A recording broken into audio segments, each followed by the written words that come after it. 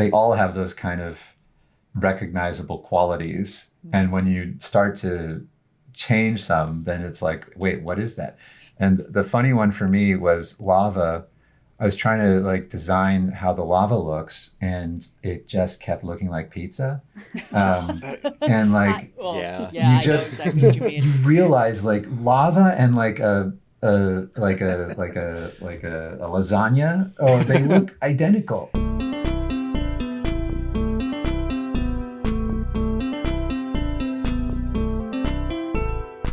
Hello, everyone, and welcome to a very special, very, very special bonus episode of the Overly Sarcastic podcast. I am Blue, and I'm joined by Red. I'll tell you, it's special. It's pumpkin spice season, and I got a whole ass iced pumpkin latte for the first time all year. This is great. Also, some other stuff. It's finally fall. And we are joined by two wonderful guests, Matt Nava and Austin Wintory, creative director at Giant Squid and esteemed composer, longtime collaborator from the new hit game, Sword of the Sea. Thank you both so much for joining us today. This is a thrill and a dream. Woo! Yeah, man, it's very exciting to be here. Really excited to talk to you guys. Likewise. Hell yeah. We have been fans of your work for a very long time, going back to first experience playing Journey back in college many, many years ago, and then going through Abzu and Pathless, and now here with Sword of the Sea. We played it over the last week, except Red watched a playthrough because you don't have a PC or PS5. I have a Switch. I'll get to it in like a year and a half. Once a port comes around, we'll be all set. But for the audience who may not be previously familiar, could you introduce yourselves, tell us about your respective roles in making Sword of the Sea happen, and then we can get the conversation going from there. Sure. I'm Matt Nava. I'm the creative director at Giant Squid, and I directed the game. And I was the crazy one who came up with this pitch and had to convince people that, it's going to work, it's going to be cool. And you just got to imagine the waves moving, showing people concept art and asking them to imagine motion. And somehow this team believed in me and we created the game. But that was me. Nice. Yeah, somehow. Austin. I'm Austin Wintory. And write music for games and other things, and had the great pleasure of working on Sword of the Sea, my fourth now collaboration with Matt, three under the banner of Giant Squid, and then previously on Journey. And it's a real joy. Never know what to expect each time, which is sort of the primary feature that excites me. So I guess speaking of that, a very strong element of the games between you both is the essence of collaboration. And I know from interviews, Austin, you've talked about you'll share a piece of concept art and then send back a track, and then Matt will be like, oh, this is great. And working on that kind of iterative dynamic process between you both. What was your process working on this game, and what were your goals with Sword of the Sea specifically? Like musically goals? Or are you asking Matt? Both. Artistically and musically, opportunity for both. I guess How a many collaborative process. could you fit in this game? Yeah. Matt, you kick it off, and I'll sweep in behind. Sure. Yeah. Well, I think every time I make a video game, you kind of got to ask yourself, why are you making this video game? What are you trying to say? And what do you want the player to think about? We like to make games that you can play at different depths, like on a surface level, it's just fun to play. And then if you think more about it, there's something to take from it at those different depths. And I'm looking for an idea that can support that entire kind of group of players, in a way that's great. And building on, what we learned from the previous games, and kind of doing what we do best. Every time we make a game, we realize, this was really challenging. This felt really natural. And you kind of start to understand who you are as an artist, but also who we are as a team, and what we do best together. And now that we've made a bunch of stuff, we kind of realize, oh, this is what we could do really well. Let's do that. Let's make something that we can do and is really suited for us. And so Sword of the Sea formed out of that stuff, those kind of ideas. But really, there's this kind of connection with nature, this kind of spirituality to it, trying to build an experience where it might be possible for players to kind of have a similar experience that I have when I go out and go snowboarding, and which, you can't really describe with words. Snowboarding is the same thing. It's like there's all those layers to it. You can just go fast and it's rad, or you can kind of think about like the significance of being out there on the mountain and why you go out into that dangerous world and why you do this dangerous thing, and what kind of things that can nourish you with, how it can be kind of a magical experience. So, there's a lot to it, but that's kind of where it started. And of course, another very preliminary step for me is, talking to Austin about it. And we had a great chat. I went over to his studio and told him the very beginning ideas, and he was just playing around on the piano, and I was like, there it is, there's the theme, just like day one. Anyway, I don't know, Austin, do you want to talk more about it? Yeah. I love thinking of it as what is the goal, because obviously, like, Matt's the captain of the ship, so the goals are maximally lofty from his point of view, because it's leading a team.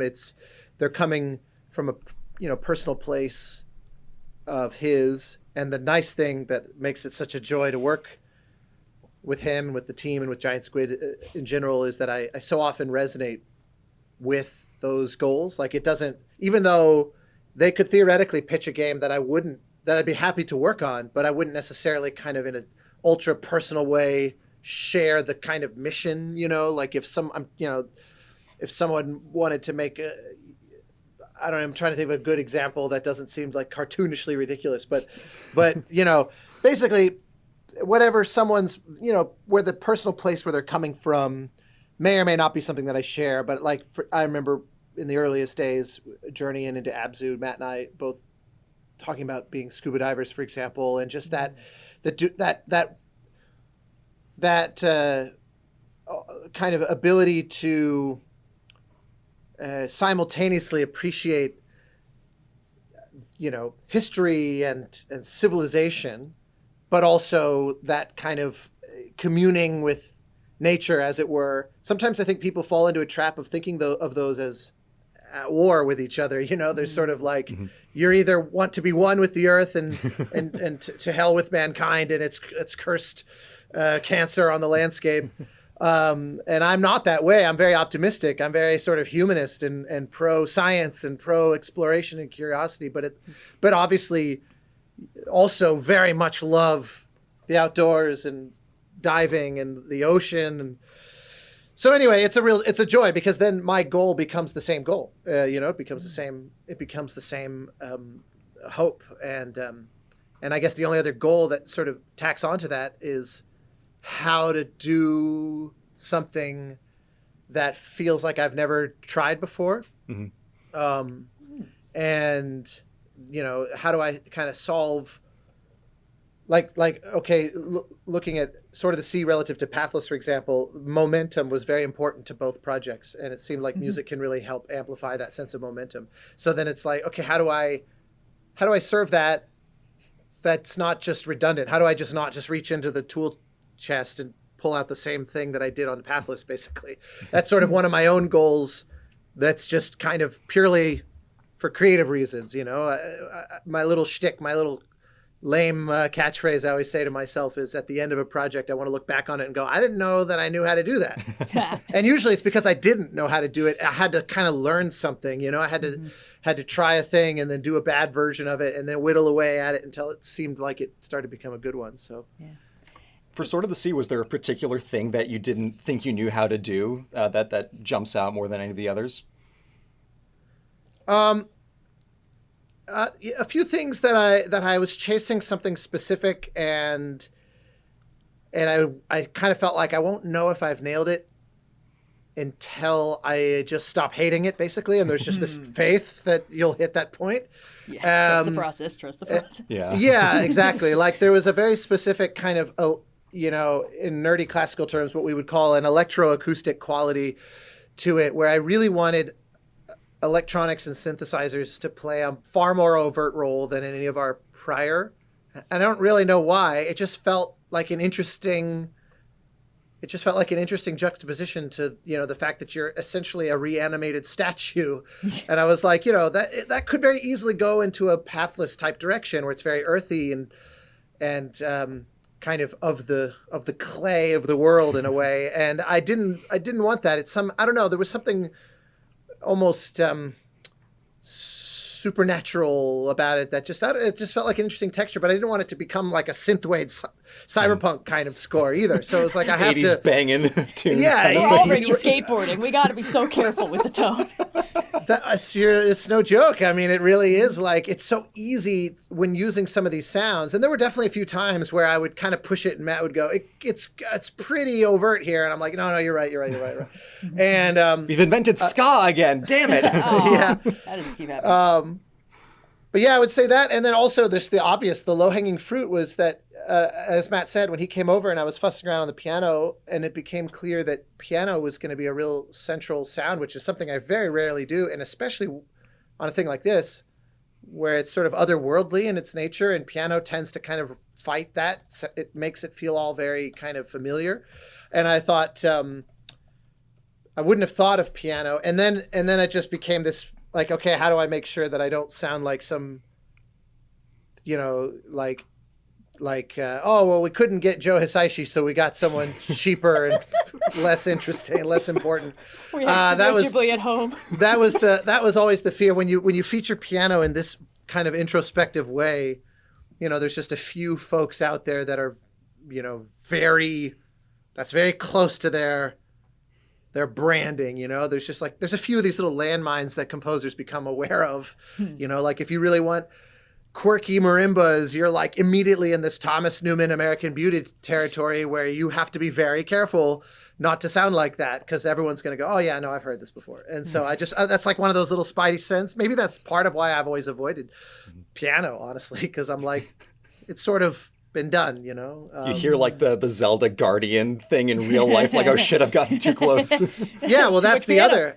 Yeah, no, that's actually that's a great example of like on Breath of the Wild, they managed to do a very piano centric score that doesn't really sound like throwaway Hisaishi either. So it's like now you've got two giant things to worry about because that is its own masterpiece, and it's like we don't want to invoke that. I mean, I don't mind if people make the comparison or if it reminds them of that in a positive way, but if it just feels like recycled ideas from that, that's a bad thing for me. At least I hope that it doesn't come off. So that's the kind of, those are the big, I don't know, the goals, the fears, the anxieties. Yeah. Yeah. If I can jump in, because I thought there was something really interesting, Matt, about the way that you said you try and make the game like fun at all levels of like whether you're just playing it because it's a fun time versus like how deep you're going into it. Because I did notice that all of these games feel like they're built initially on just a really fun movement mechanic, and then everything after that is just sort of stacking stuff on top of that. Because it's like it needs to be tactilely fun to play. And Blue, I know you had some thoughts about that because you actually played it, unless you got like the haptic feedback on the controller. The haptics on the controller when I first got onto the sand, like as much as a human jaw can actually hit the floor, I was astounded how good that felt physically in the hands on PlayStation. It was the first thing I heard about this game was like the haptics on this are bonkers. I was like, oh, is it good? But no, I just thought that was really interesting because like it really does feel like that's a solid way to start any game. Is like it needs to be fun on like the basic muscle memory level, and then everything on top of that is extra.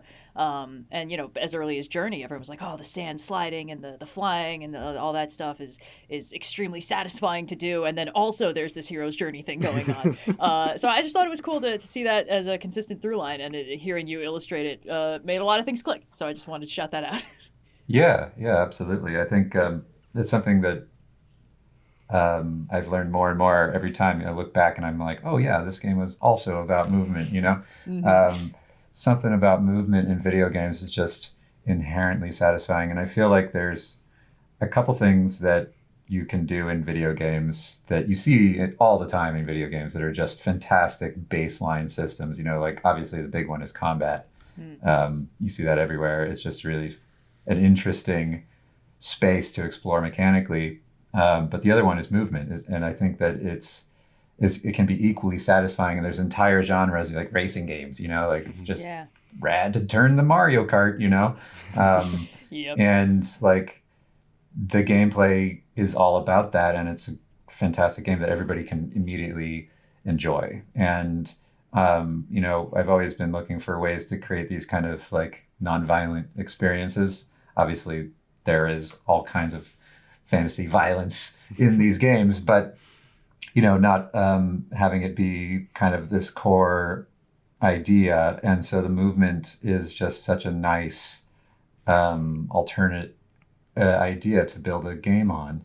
The other one that games do all the time that's extremely satisfying is playing dress up. Like the biggest reward for Fashion most souls. game systems is like you get a new shirt or a new armor piece or new pants or whatever. Like people love dress up, man. We haven't really done that too much, but that's another fantastic core system to build a game on. Journey, There's a I couple guess, other ones, has but, that to yeah. a small degree. The New Game Plus version with the Exactly. poncho. Just getting a new color on your character is like the smallest version of that, But like if you played Animal Crossing or or if you played Elden Ring, like the best thing is, oh my god, I got a new helmet or whatever. Yeah, it's like I got to dress up my action figure. The lack of combat mechanics is very funny because there are several points in Sword of the Sea where it's like, oh no, I'm in danger. I have no buttons to use my sword as a sword. Which is, I thought that was very funny every time that popped up. It's like, Wraith, buddy, I don't think that's going to work out for you. I wouldn't even know where to start. What's fun about it too is that we, like Austin said, are always trying to do something a little differently. And there's so many, tropes in video games that you just take for granted, like in Zelda, you're just a guy with a sword, like that's totally normal. And in this game, you start out and the first thing he does is he's like, oh, I got a sword, and everybody's like, oh, that's normal. Yeah, this is a guy who has a weapon of death. Okay. And then later you realize, like, wait a minute, I'm not using the sword to battle. Like what? Like what's going on? Like why is it a sword? And so it's fun to kind of take those expectations and then explore a different facet of it, so yeah, very cool. The Zelda connection is that you can smash pottery immediately, though, so that's not for nothing.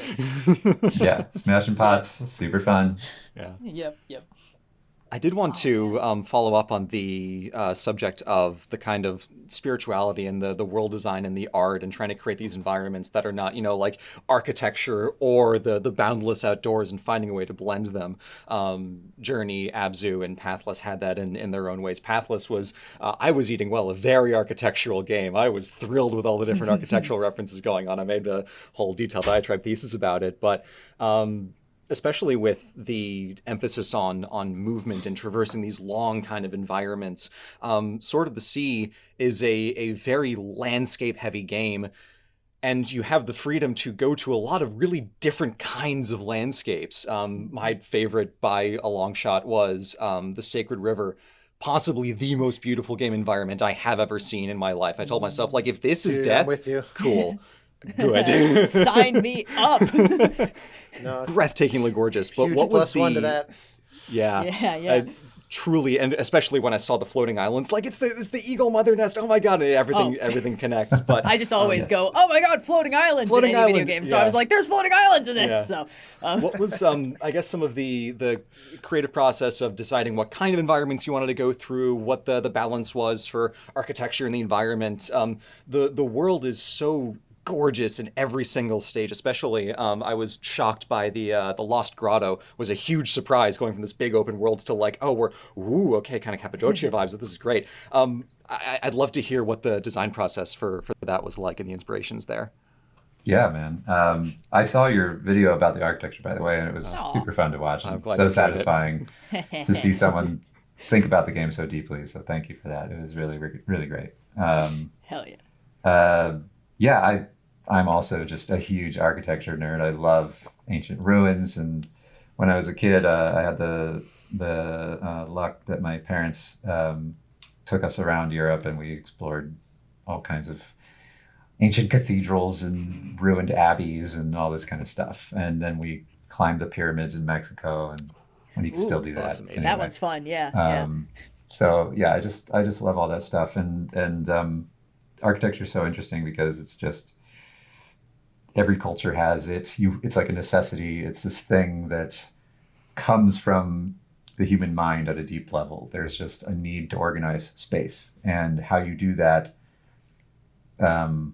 is very unique to the identity of the people. But it also, there's commonalities that are universal. You know, like everybody's got a wall, everybody's got a ceiling, everybody's got a dome, everybody's got like column. They do. Like, you know, like, and so it's so interesting how they're similar and how they're different, and seeing those parallels, and then being able in our video game to kind of create our own and bring in influences and mix them into this kind of universal, canon of architecture.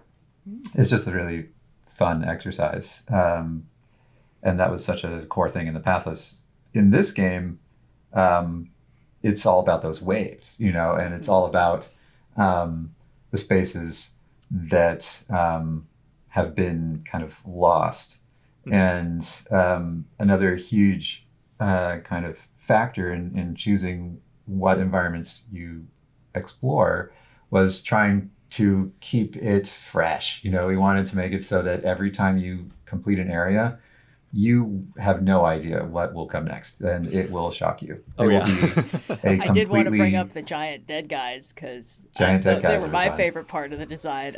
I have to know, how much was there any like Nausicaa of the Valley of the Wind God Warrior in them? Because there's absolutely. Yeah, Absolutely. because there's a bit in like in Nausicaa, when we first see her, like she hears a noise and she runs up the inside of a dead God Warrior and pops out its eye, and there's the part in the game where you have to do that, and I was like, I'm connecting the dots. And I adore them. I thought they're so spooky. So that was extremely rad.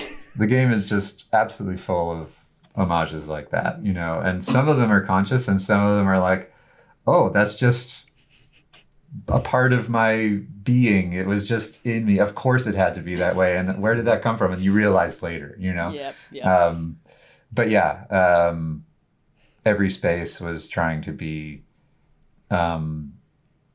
very different than the last. And it's something that, you know, in Abzu and in Journey, the kind of linear format of those games really accentuated and kind of enforced in a way. In order for that to work, you need it to take you and discover new spaces. That's something that's really important for an exploration game. The big satisfaction is finding every corner and experiencing new areas.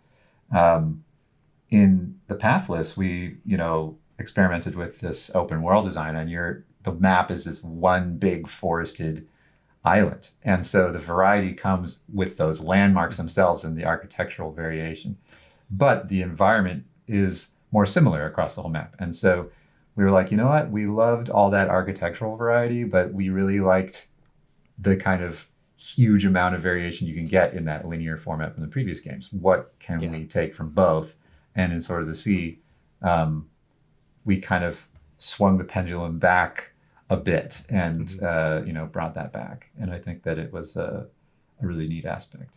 Yeah. To fantastic effect, I must say. It's so beautiful, every level in a different way. And on the subject of the ghost warriors out in the frozen or the shadow tundra, that was probably the most terrified I've been by like Belly of the Whale section of that game company / Giant Squid Game. I was convinced that Tornamun was coming to fly down and kick my ass, kind of like in the last the Mountain and Journey. I'm like, oh, I'm out here and I'm fucked. Well, I think part of what's so unsettling about it is the frozen waves, because I think the way you put it is like nothing should look like that. Like that's not how Waves don't freeze like that. Waves don't freeze like that. Yeah, I've been near some bodies of water when they do freeze, and like it's flat smooth, and then it breaks up with the waves underwater and it becomes shattered. You don't get that sort of perfectly smooth in the middle of a wave look, so there's something deeply unsettling about it. And it's so perfectly transparent when the snow is not blocking it, so you get that odd like thalassophobic like it's way deep down there kind of thing. So it's so unsettling. Also, I think it's one of the only parts of the map where the ground itself doesn't undulate because the waves are frozen. So it's weird because you're so used to the ground moving under you, and then suddenly it's not doing that. Just a lot of different layers. Why I thought that was uniquely unnerving in a very beautiful way. That's cool. Yeah, actually, the ice was really interesting as a challenge to design because we had this moving wave tech, and at first we just had it moving, like the rest of the waves. And it's so cool that you noticed that it was not, and because it didn't feel like ice when it was moving, it had to stop moving to feel frozen. Exactly. Because we were taking away all of these other signifiers that let you know it's ice. Like when you think about ice, it's flat, like you said. It is not moving. It is transparent. It was like, okay, we're going to keep transparent, but we're taking away flat. So you got to keep it more still. Otherwise, it just reads as water or something else.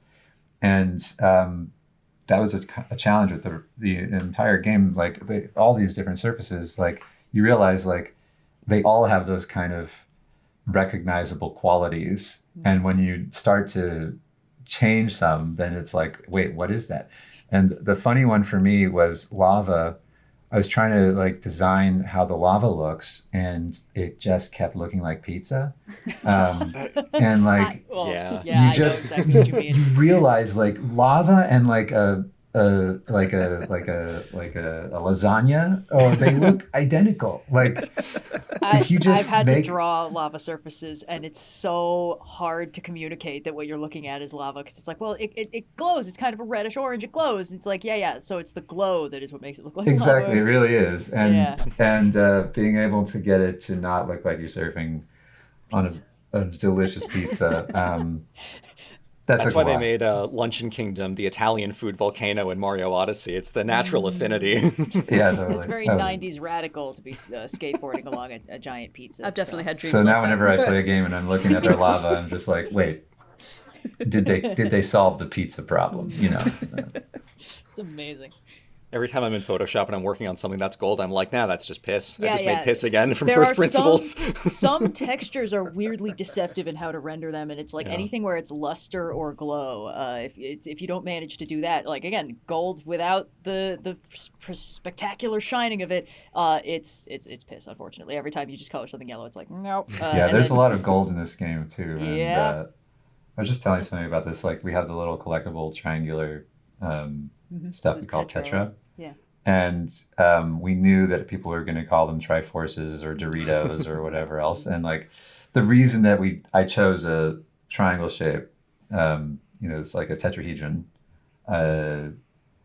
There's a very functional reason, is that we're spinning this shape, and that polyhedron has the fewest number of faces. So as you spin it, you're going to see a new face rotate into view, and you're going to see a glint slide across that, like a highlight. Like there's more highlight glints per second with that shape, so there's really like cool. kind of like a very functional reason, and then there's just like it's a very cool shape as well. Is there a lore affinity to the evil triangles in Abzu? I don't want to put you on the spot to answering lore questions, but it was a thought that I had. I saw people talking about that in our Discord, and when I was designing it, I knew I was thinking about it from that kind of functional perspective, and then I threw it together, and then I realized later, I was like, oh, this really looks like those.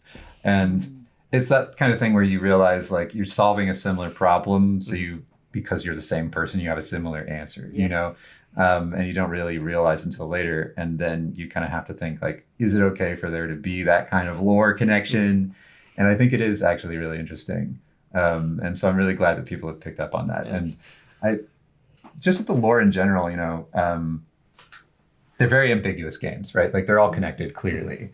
But part of the real joy for me is seeing people piece it together themselves. And it goes back to that thing about having the game having all these layers. And part of the special thing for me about video games is that people have a very unique experience with them.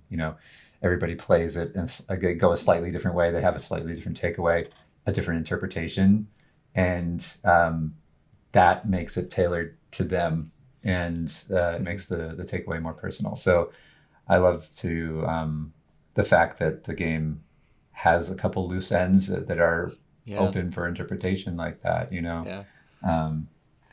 So yeah.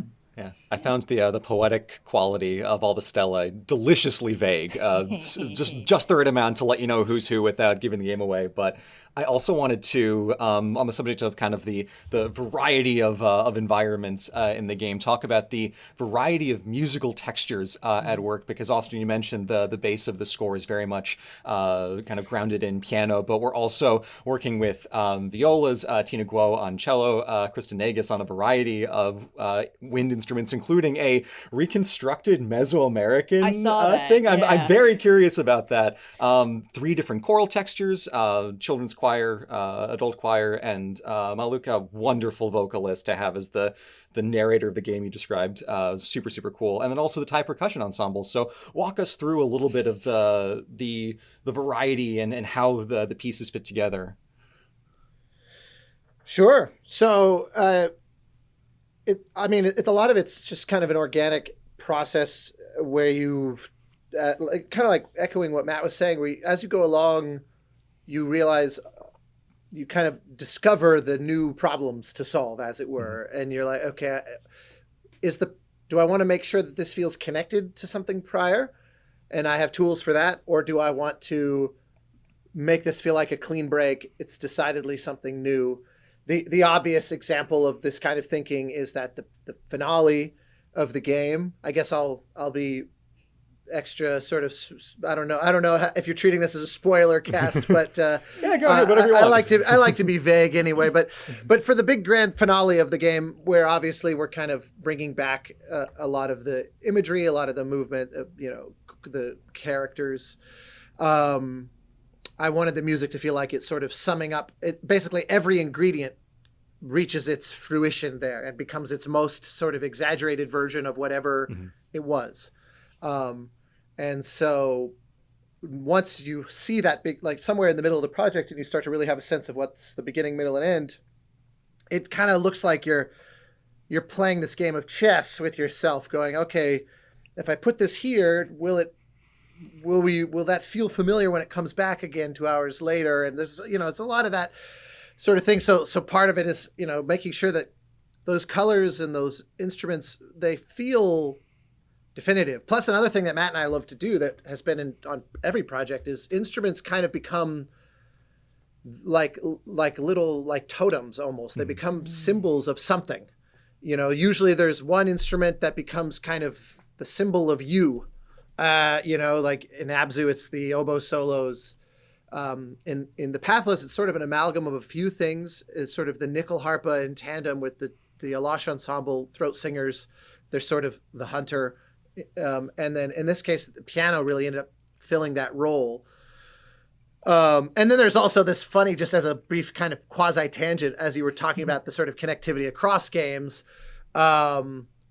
There's also this awareness now. We've kind of built this almost like this codex where I go, if I use the oboe in Sword of the Sea, it sort of feels like I'm referencing Abzu now. And so sometimes I'll do that on purpose, if only because it makes me laugh, like here in my studio, to go, this is a little Abzu moment.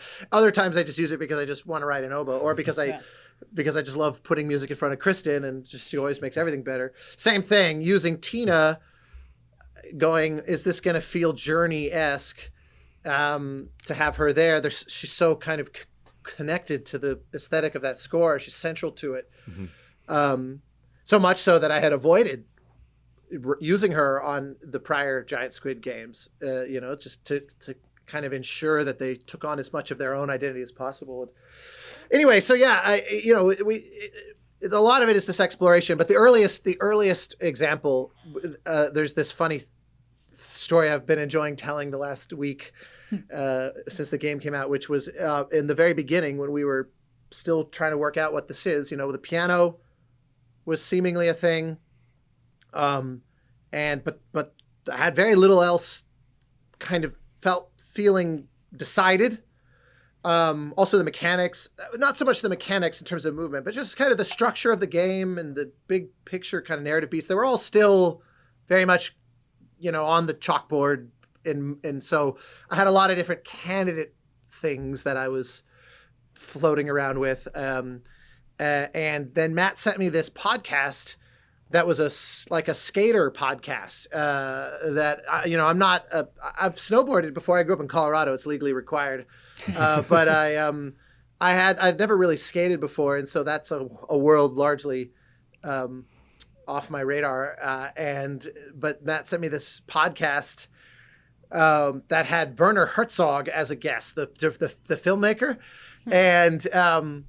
And it's really funny because they're just like a fan of him and wanted him on because he's interesting and weird. And they thought they wanted to I think they wanted to kind of evangelize skating to him, because he's like a guy that would probably get it, I guess, or I can't quite remember what their logic was. But what I love is that he agreed to do this podcast knowing nothing about skating and knowing that they probably don't know anything about filmmaking or storytelling in the way that he approaches it or anything like that. And there's a bit in there where they ask him, if you were to make a skater documentary, what would you use for music? And he has this extremely Herzog answer of it's all about this connection to the divine, and therefore you would need Russian Orthodox singers, like a choir. I think he says Orthodox chanting, actually, as if whatever it was. Matt sends me that as a joke, and it was kind of like, yes, joke. And it really got me fixated on this idea of a choir at the core of it. And then around that time, there's this young composer who lives in Phoenix, who has done a lot of work with this very acclaimed group called the Phoenix Boys Choir. And they had actually worked with, they had commissioned new music of a composer friend of mine who here in LA. And so he would just email me cold, at some point in years past, and said, hey, if you ever need children's choir, I've got a hookup.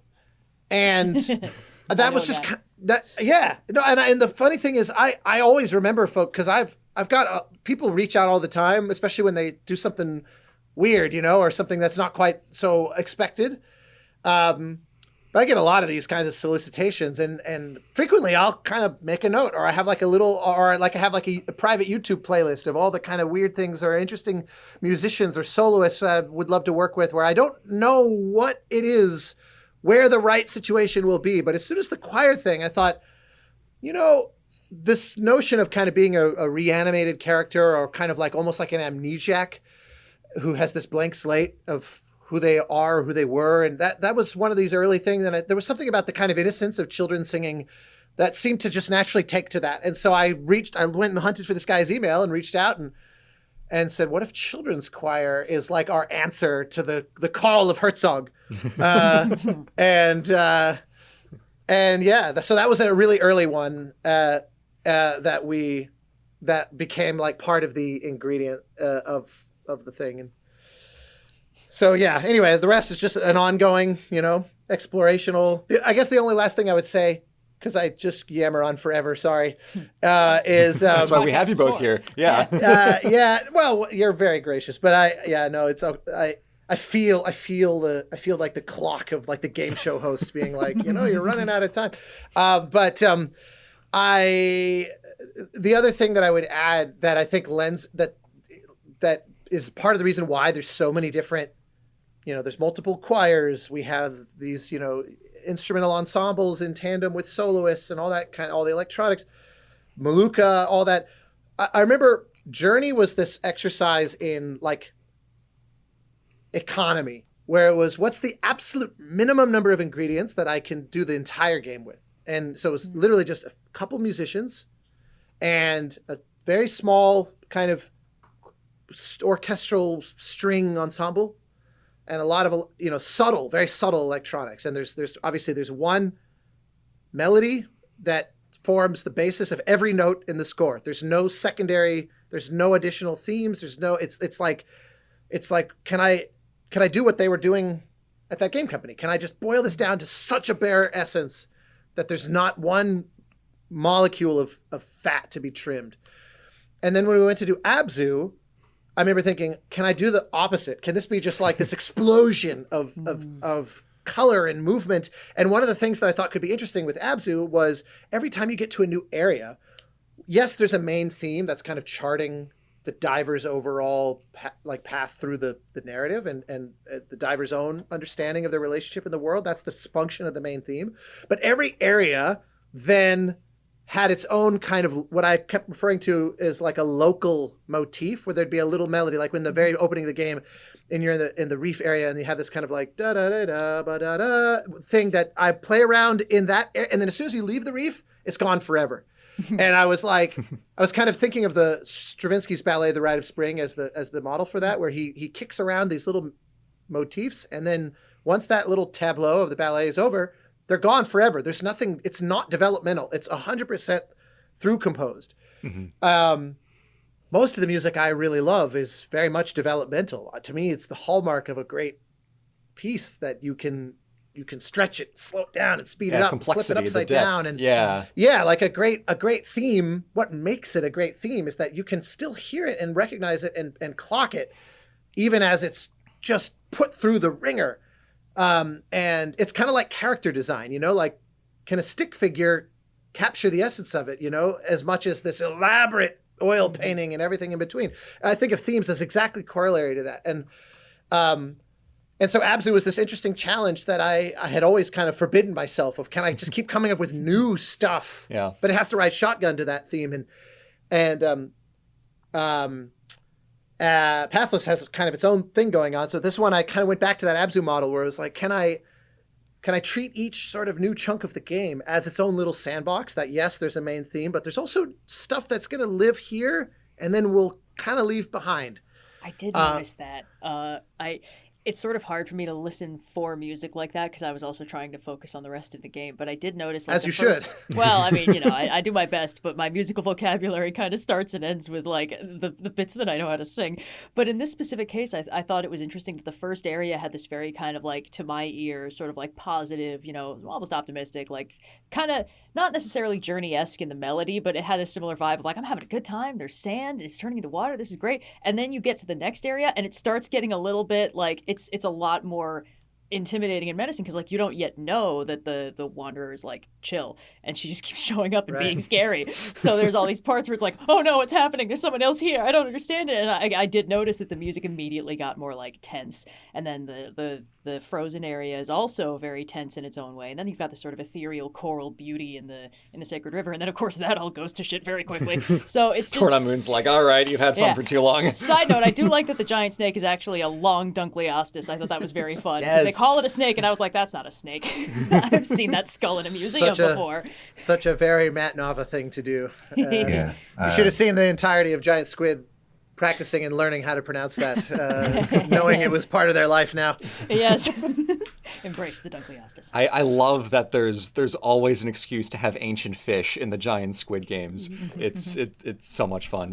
Going through it, getting off track, I'll rapidly reel myself back in. The progression of the environments in Abzu as you get to more and more like of a built world, and you realize like, oh, these fish are old. Oh shit, I'm in it now. I really loved that progression. But on the subject of the music and the way it changes, I know, Austin, you've talked on many occasions about how interactivity is a very big element of composition for you, and not just having a track that can loop and be in a world for a long period of time as the player's there, but having things change and react to the player. To my ear, the first time you activate one of the water seeds, there's an explosion of new instrumentation that joins the score in the Veiled Sea. What other kinds of interactivity are you kind of composing for a game like this?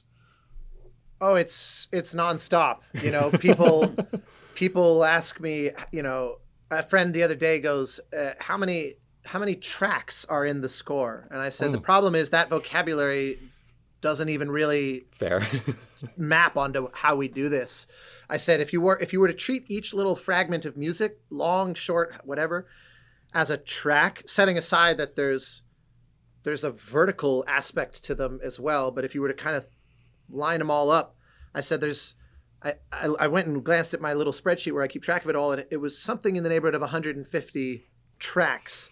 But I said that's just such a wildly deceptive way to think of it, because I said it's not really it's just the score. It's basically it's the whole game. There's a few places of conscientious silence or kind of near silence, but it's more or less continuous through the whole game. And so that, in my mind, the whole idea is that it just feel like this continuously unfolding single piece of music. I mean, to give you an example, the very first piece you hear, the very first piece is music on the home screen, and that actually is one of the few, just like, here's a loop, because it's a home screen. There's not a lot to plug into there. And the next after that is, of course, this opening cinematic, which of course just plays in parallel with that. It's very much like scoring a film. But the very next piece, the first time you get control in the first seconds of the game, even that is interactive, because first off, we time very precisely how quickly does this come in after the cinematic is over, because you want to give space, but also if the player just immediately hits the stick and starts moving around, you don't want to, you'll feel that gap. Yeah. So we're kind of fine tuning that. So that's its own version of addressing the interactivity. But then, we teach the player, how to move and how to do those initial first jumps in order to get out of this tomb. And there's a little lantern, so you learn the interactions for opening doors and things like that. And there's a staircase that leads you up. And I have a second layer that's kind of like this glowing hum that's omnipresent, but it's muted. And as soon as you hit the lantern and cross into that staircase, we fade it up very quickly so that as you're heading to the light, there's this thing that rises up.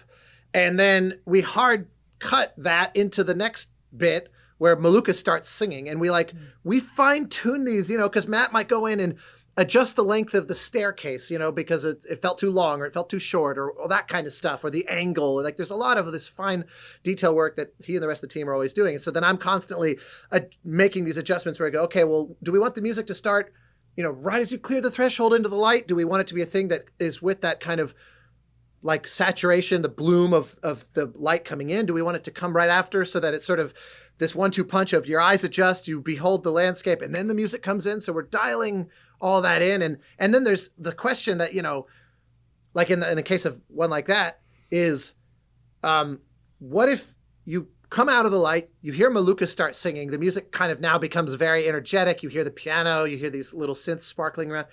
What if you set the controller down and then just walk away? Every moment of the game, we have to ask that question, because there's almost no moment where we take away control. And there's a few little places where it's very subtle, like at the very beginning of the moment where you're kind of in parallel to the dolphin. I remember saying, I really want to do this one timing thing. Do you mind if we just for a fraction steal, like the player doesn't realize for a moment they're on rails. It's for a brief moment, but it lets me time the music very precisely. But most of the time we don't have that. So I'm literally having to build in these contingencies. So if you were to come out of the tomb, set your controller down, you would notice the music would loop eternally, but Maluka's voice won't.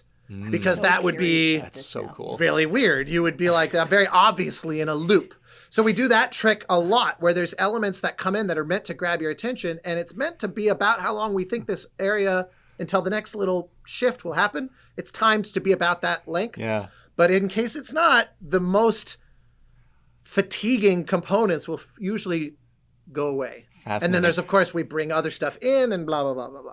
I'm imagining, though, on the exact opposite side, there's like in the back of your head a speedrunner you have to compose for at all times who could be like New Game Plus boosting on tricks all the time. I'm so curious. I now want to see, when I get the chance to play this, I want to see if I can find the seams. I know it's not intended. I'm just so curious. It's especially in a New Game Plus context, it gets pretty breakable. And the music, you'll hear crossfade. The music, it's not breakable in that it will actually literally introduce bugs. Right. We hope. But I mean that, like, the seams, you phrased it perfectly. You'll feel crossfades and things that we've worked very hard to try and hide or mask with certain things. And obviously Steve Green, the sound designer and audio guru who I work so closely with, he and I are also very much in tandem, where, like you mentioned, the first time you spread the ocean for the first time, there's sound effects as well that he and I are working together that helps hide some of the things going on musically because we know a big sound is about to come in, a big whoosh or a big, interesting.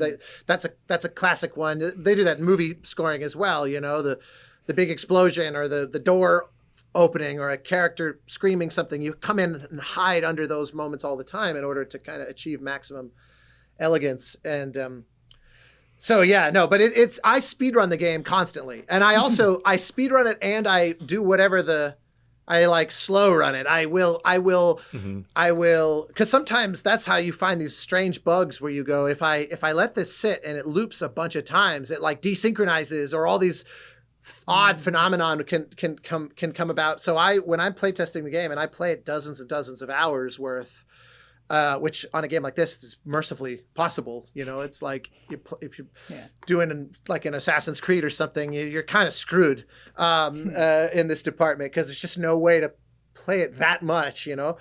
But that's one of the things I love about this is we can get so precise and see what happens. Like if this just runs for eternity, or if they go super fast, how does it survive that?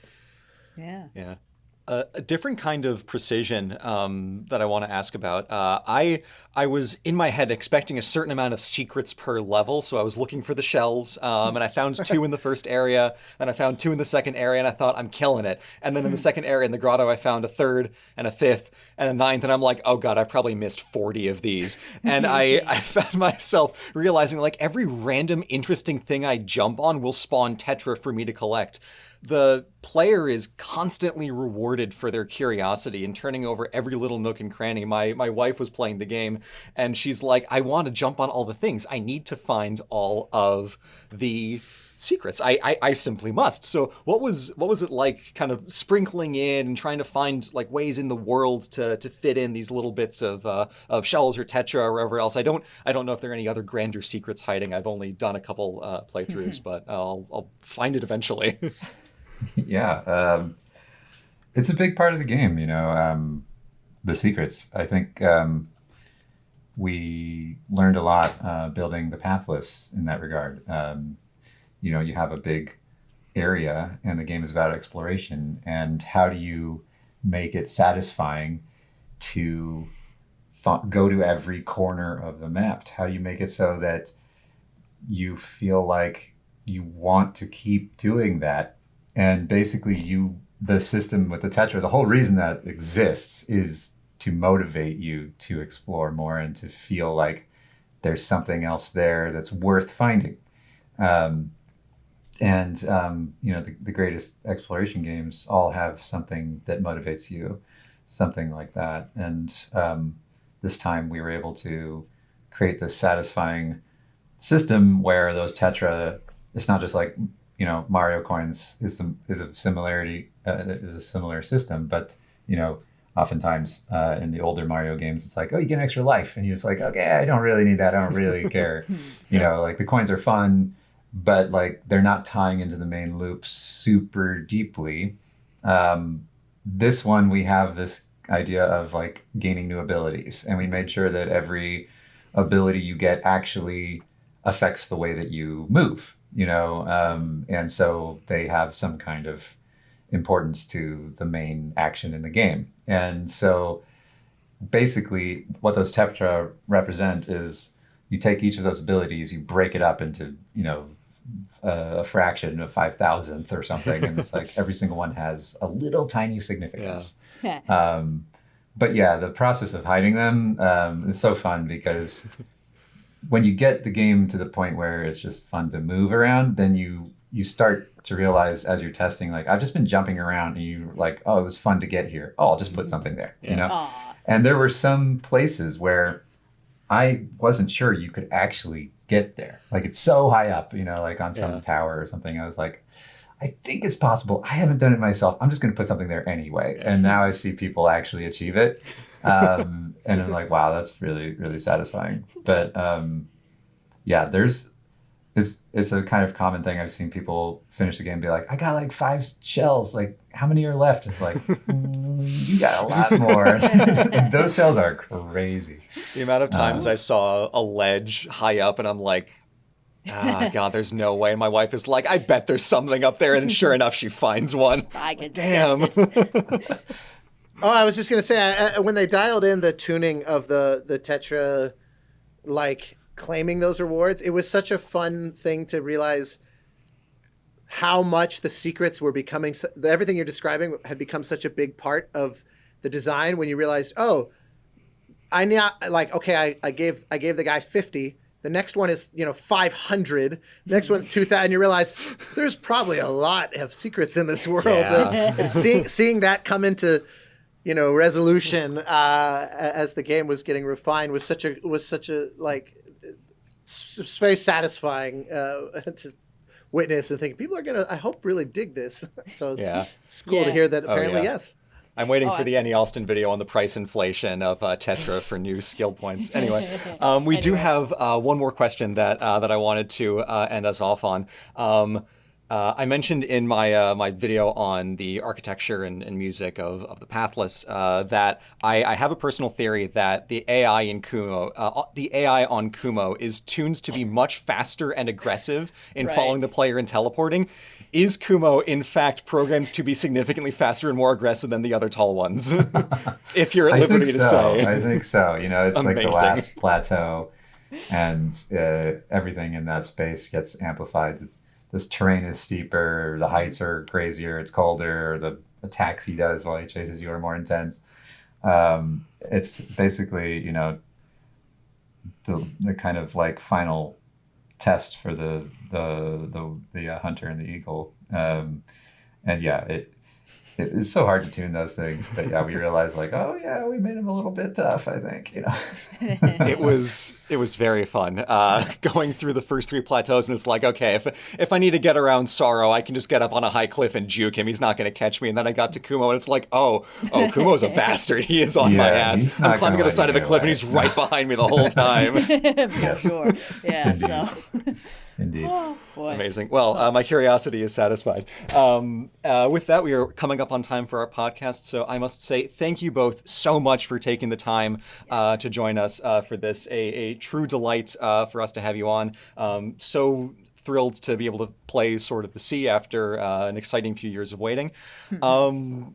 Normally we'd say like, oh, where can our audience find your stuff? But any note you'd both like to leave us on before we go sailing off into the great sacred river beyond? Skateboarding off.